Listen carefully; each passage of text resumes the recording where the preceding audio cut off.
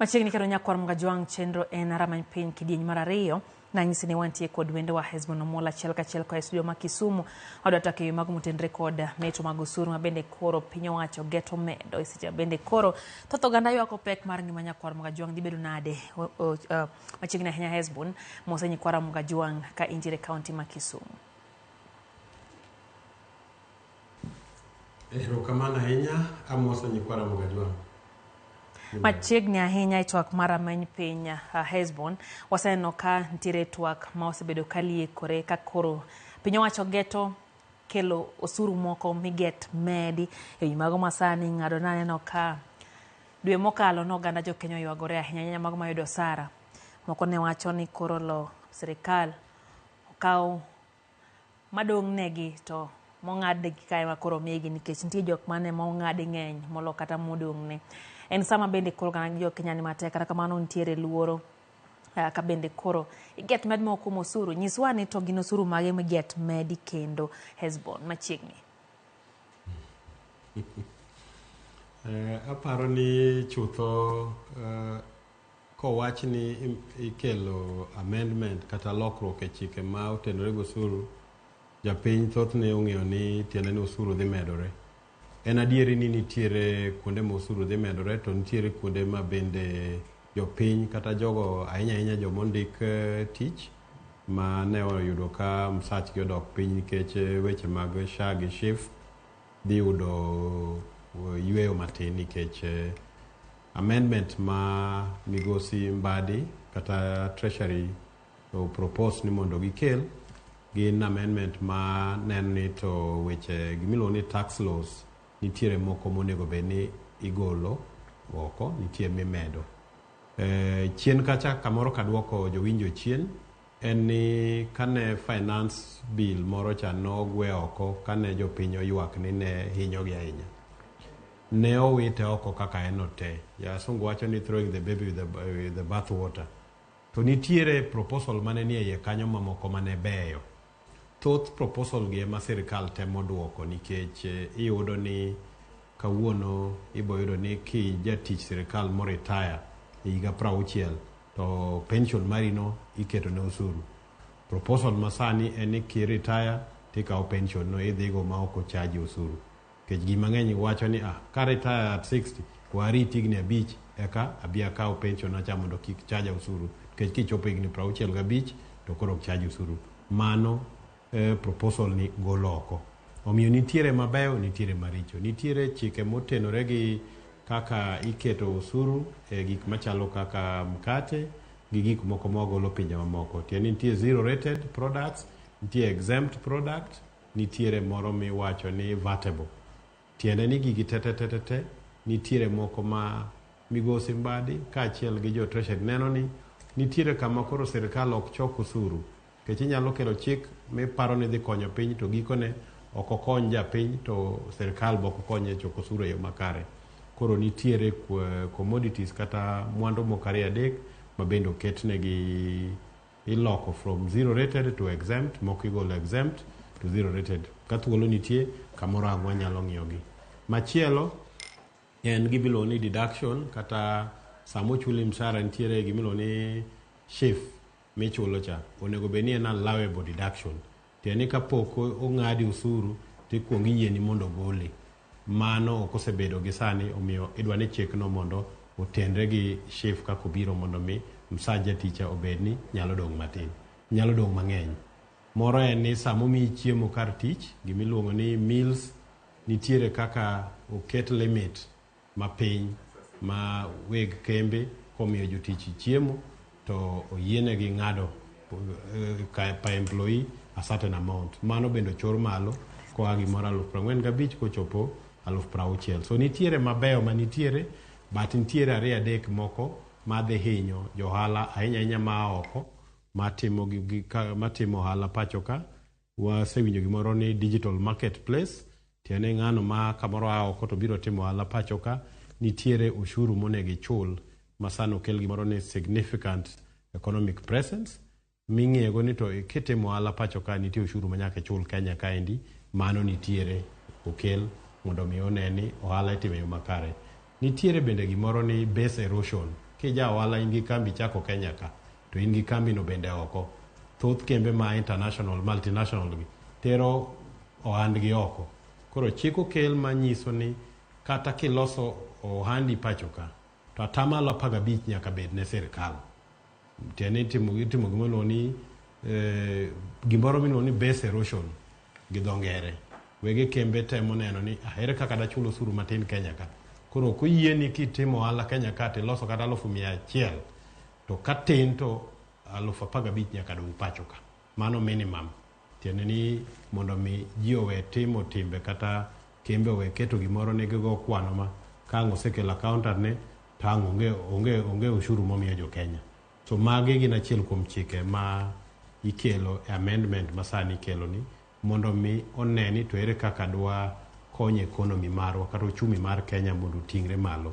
kamoro da med ne jawinjo kendo ni kane wawinjo ywak mane Migosi Mbadi uchiwo ne jo Kenya en ni wasetemo ahinya mondo mi ushuru dhi malo to japiny ywak ni ushuru ni malo makoro pesa modongo e ofuku koro onge en ang'o minyal tim mondo mi pesa modongo ma jopiny dongo ofuku bed manyalo bedo malo mondo uchumi wa odongi kech yudo ni gimiluongo ni inflation odok piny wasebedo ka wan gi hawi bende ni koth chwe to ka koro ing'iyo mfuku ja tich matiyo sirkal tiyudo ka onge gimodongo e lwete mano nyiso ni ka ok olok chikewa mag matayo weche mag omenda to jopiny biro medo mana hinyore so nitiere mabeyo nitiere moko mabende dhi hinyo jomoko ahinya ne jatich sirkal taparo ni nitiere jatich mondiki taparo ni nitiere nafu kata yweyo matin madhi yudore kalore gi gik mane waneno e payslip mane giyudo dwe mokalo mane beto dwa ahinya weche mag SHIF gi SHA. Koro mano nyiso ni jogo mabende ondiki obed kod geno kaluwore ni ponono ni oduog paro mar chik mar omenda kata chik mar omenda ni oketie tim to dhi ulo ni koro ok dhi tengi ahinya kaka noteng ni wang' ni Hezbon. Of course teng to ne koro setengi kamoro ok nya dok chien but ka king'iyo payslip ni bang' ponono ni chike gi okalo to dhi bedo ni nitiere konyruok matin mwadhi yudo nikech koro idhi yudo ka gik mane ok en allowable kigo osuru koro sani oyie ni gin gik minya ng'adi kapok ogo osuru e payslip maricha. Aneno ka korka jotich to nitiere kony johala to kamoro nitie johala moko manyalo hinyore ahinya johala ma oko nikech chike mokel gi en mar temo neno ni ohala mang'eny otim pacho ka mondo mi tije onyuolre pacho ka molo tije madhi oko.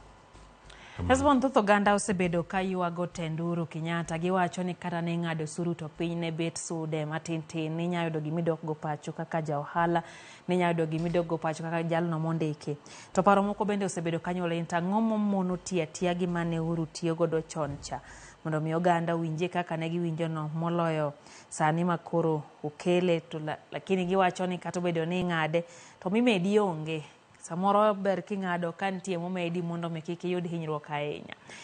Ere bentie nyalo mar paro mar chik kata chik mar omenda manitiyo gi sirkal mokalo duogi mondo mi oti sani koso ang'o miloke kopo ni nyaka loke nyaka sani Hezbon?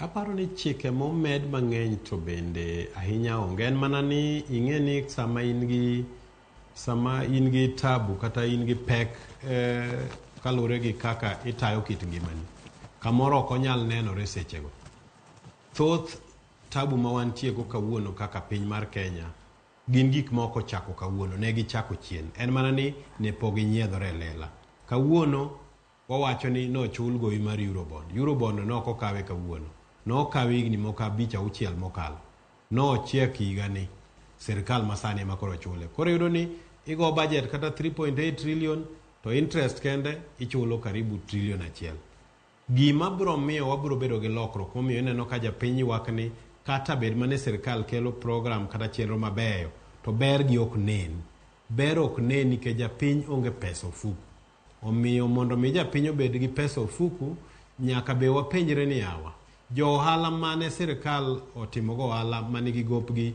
bilion 700 jogi pok ochul an achiel kuom joma nie pending bills verification. Sama ok ger ndara e gwenge wagi, pesa dhano ok ne. Omiyo japiny ok ne gima sirkal timo malong'o. Magi emomiyo pesa ma uchiedhe kind oganda bedo matin. Wego ala ywak ni ne gitimo ala gi sirkal. Bengi peyogi, pok ochulgi pesagi. Omiyo ka wanyalo chulo gopegi, to uchumi koro bedo ni nitiere pesa maringo kagi kacha. Koro japiny bende chako neno ni kare nitie kaka uchumi ni dongo.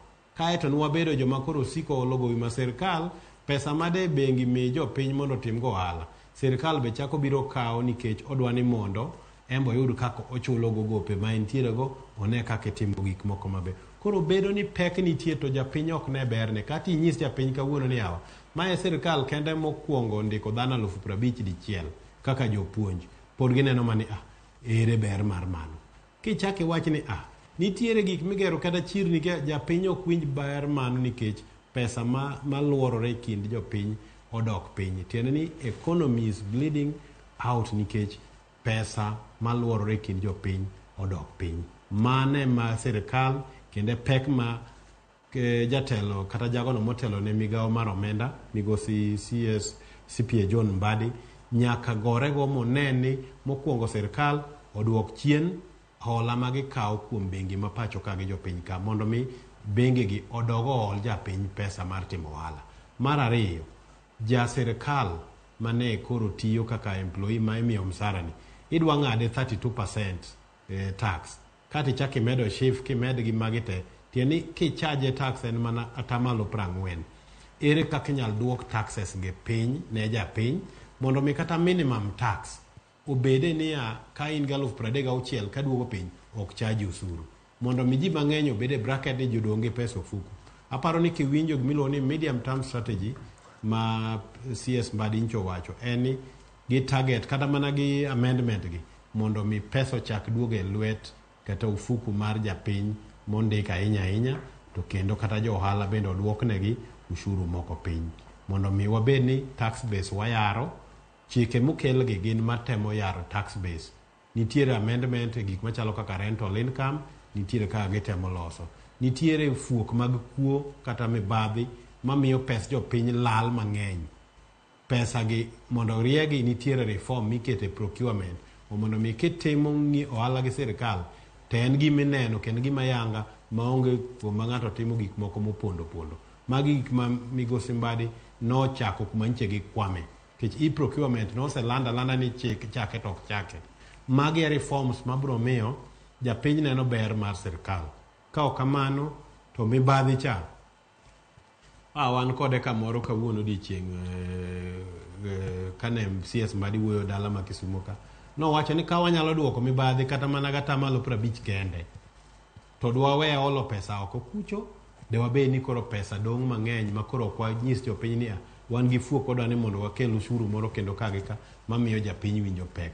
Omiyo aneno kama chung'e ni nitiere ranyisi ni wadhi bedo gi nafu mbele ka en mana ni pod wanyalo dwaro ni wamed redo kanda matin. But aparo ni proposal ge gin king'iyo gi maber to gibeyo ne jopiny. Nitiere 2-3 ma pod nyalo bedo ni ok bero ne jo ohala mamoko. To kuonde ma wan gi competitive advantage kaka weche mag pur taneno ka proposal gi okel maber. Kuonde ma wan gi hinyruok kaka jo tich mondiki bende aneno ka nitiere kony matin. En mana ni kidonje gima chalo kaka shigi shif tiyudo ni japiny penjore ni ang'o mi an achulo sani solro mang'eny makariwo to kata insurance maka oko. En mana gima wiwa kik wilgo kiwacho gimoro ni social health insurance opogore gi kiwacho ni health insurance. Kech social no kiketo tiende ni kore ng'iyo ngima mar jopiny te. NHIF ne wuoye atamalo 20. Shani wuoye atamalo 100 mar jo Kenya duto. Ka wan gi jopiny ma kit ngima gi kata ka tuo yudore to nyalo yudo thieth.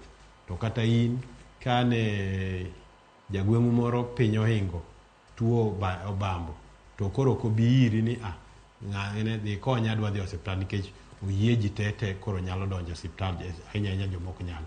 Tiende ni nitiere kaka an kaka Hezbon abro chulo mang'eny to nyango gotieno mane seche moko ka tuo tan makawa tero osiptal koro en gi kony nikech odonjo under SHA nikech o register. Aparo ni nitiere ber ka to of course ok en gima nyalo bedo kinde madichiel. Ubiro kawo thuolo mang'eny mondo mi warie kuonde mantiere ng'ikruokgo. To kamano nyawa Hezbon, daher mar penjo ni to bende nitie yo moro amora ma sirikal nyalo bero godo uchumi ka ok ohinyo oganda? Yo moro amora dobed yo mane pono ni nitiere? Aparo ni nitiere yor ma sirikal pod nyalo tiyogo ma ok ohinyo oganda. Ahinya achiwo ranyisi ni ka pek mar ushuru ohingo jopiny kaka ohingo jopiny sani, kik wamede ni jopiny ushuru sama wuoyeni. Tiende ni nitiere yore mamoko minyal manygo yor dongruok ma ok imed ushuru mondo eka itim dongruok. Wawuoye gimoro ni public private partnership. Ka nitie migawo mar ndara monego ilosi, tinyalo winjre gi ja ohala moro manigi pesane to bi oket pesane kanyo, to sirikal ok dhi manyo pesa kuom nyango gotieno gi Wambui mondo mi olos ndara. Mano achiel kuom ranyisi tang'o biro chiere uchumi mar piny. Mar ariyo, nitiere taxes moko ma wan go, ushuru moko mokete gik ma konyo jopiny machalo kaka fertilizer mitiyogo e puodho. Nitiere moko minyal gol mondo mi obed mayot ne joma timo ohalago. Omiyo nitiere kuonde ma sirikal pod nyalo medo miyo japiny yot mondo mi kik wabed ni waywak odiochieng' gotieno ni jopiny hinyore. But maduong' moloyo en ni sirikal nyaka many yo ma kata ka budget nitie gi fuok, to kik di ahinya ma koro imedo ne japiny ushuru mondo ochulego.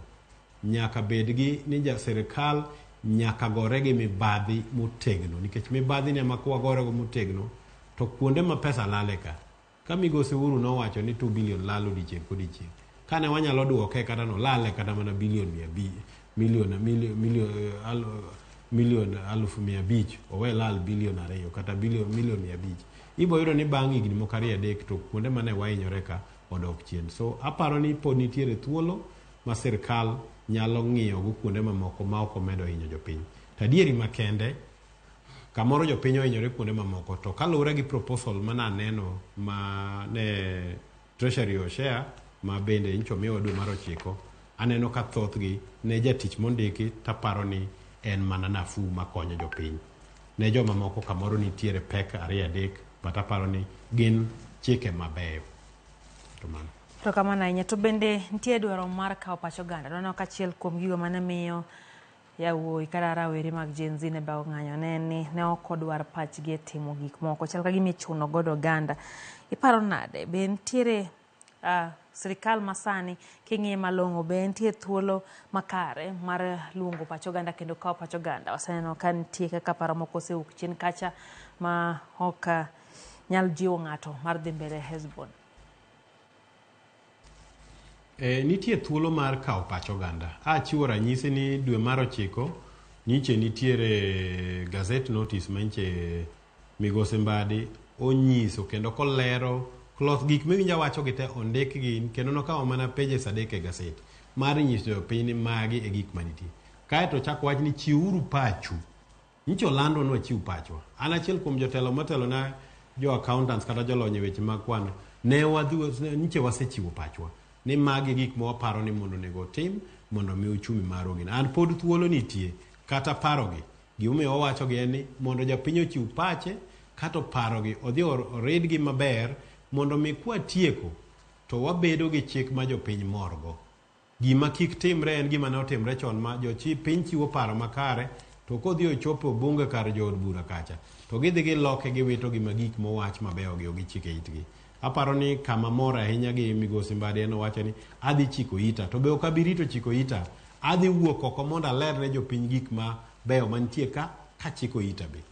Chieng' Wednesday ndalo 2 odiochieng' malure bang' kiny, migosi Mbadi dhi bedo kamiluongo ni Strathmore University, kamo dhi bedo gi twak gi jopiny e weche mowacho kawuono gi ni ang'o maber, ang'o ma ok ni kare ka, mondo mi gini kidhi mikadhe to en chik ma jopiny duto morgo, nikech ok dwaher ni wan gi chike mahinyo piny, to bende ok dwaher ni piny Kenya odhi piny ni ok wanyal dongore nikech nitiere ng'ikruok kagi kacha ma sirikal ok owuoyo makare.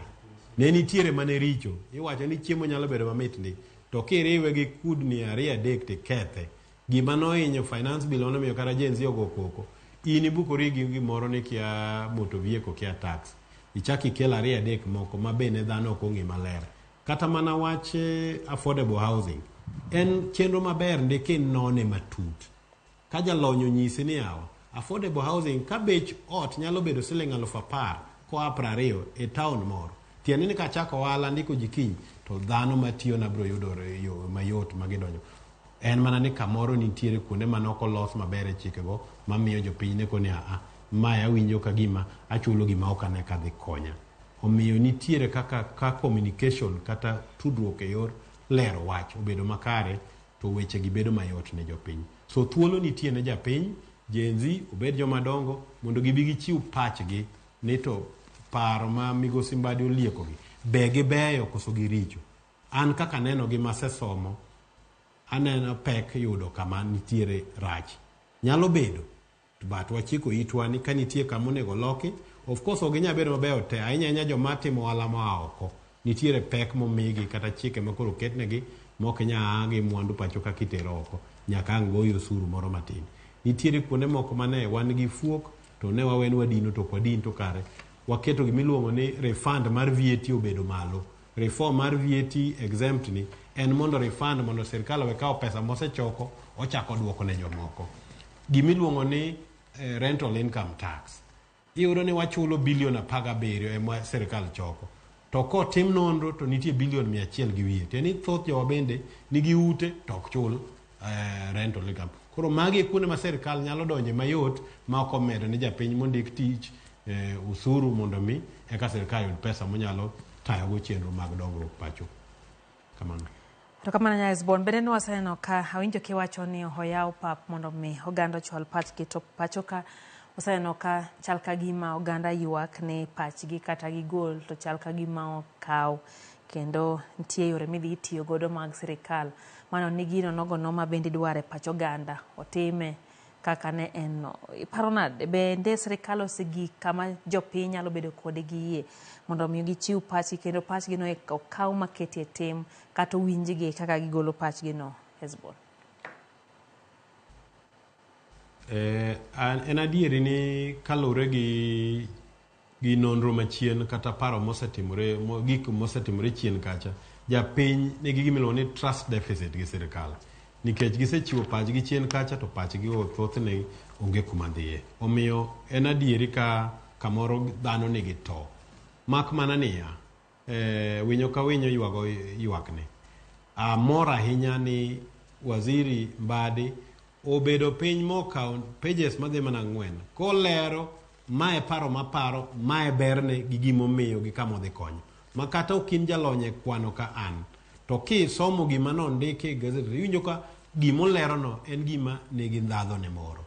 To maduong' moloyo en ni kang' osetima timiyo jopiny chenro mar chiwo pachgi ma samang' gini chope bunge kacha to bedo gimoro ma benefit kata gima oyudo pach jopiny mondo mi obed gima nyalo konyo. So an gi geno ni biro timore. En mana ni amedo nyiso jo Kenya ni kik wabed jogi to ahinya kata obedo ni nitiere gimomiyo dhano dibed gi to.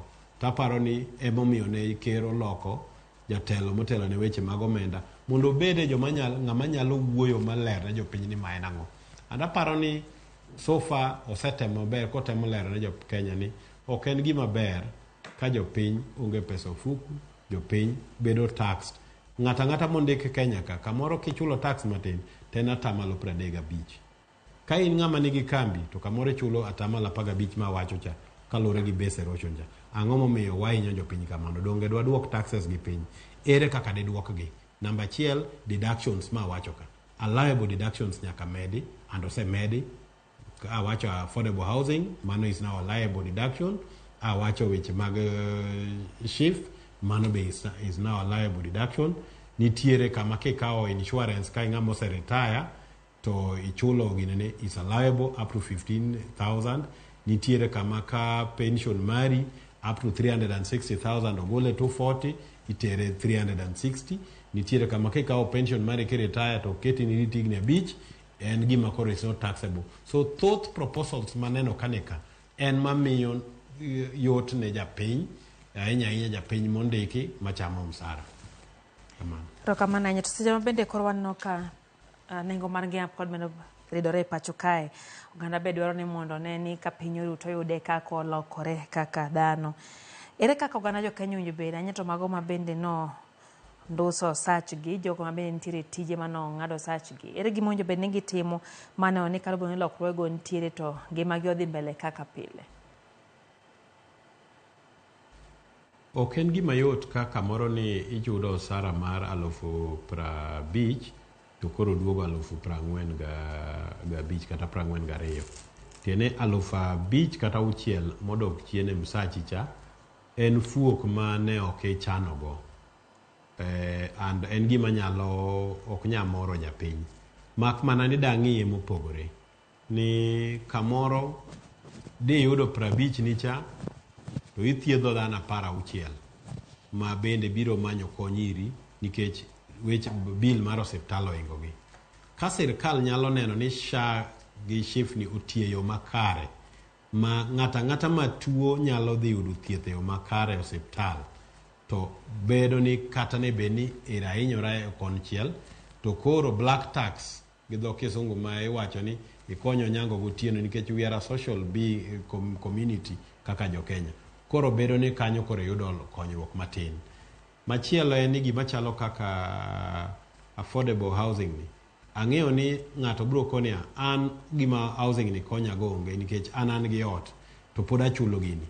En mana ni king'iye from a societal kata social perspective en niya sama oger ute kamano kaka apimo cha. Tiende ni kana chako ohala kaka an gi kambi ma timo weche mag nono mag kwano.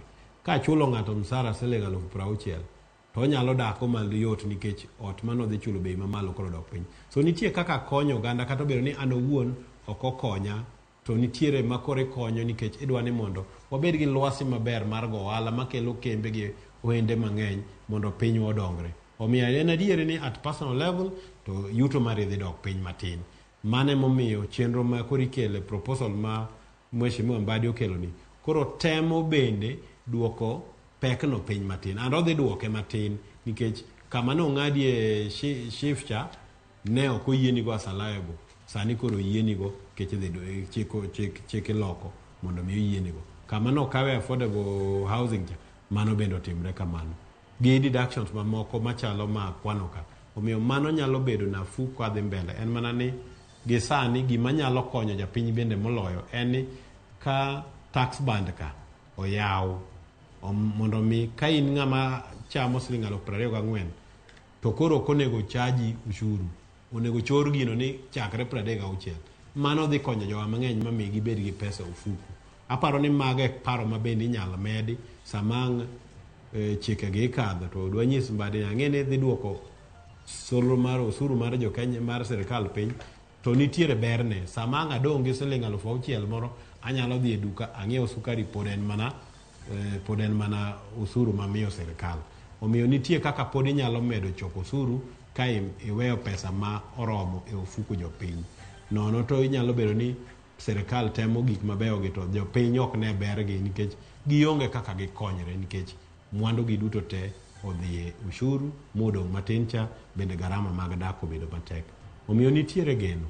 And ahed mana jiwo jothurwa ni kama in gi pachi moro bende iparo ni kamoro di medka chiwego but wachak gi somo kendo wang'e ni to chike ma idwa kelgi wadwa amend tax laws wa amend gi nango tax procedure wadwa loko odhi konyi nango.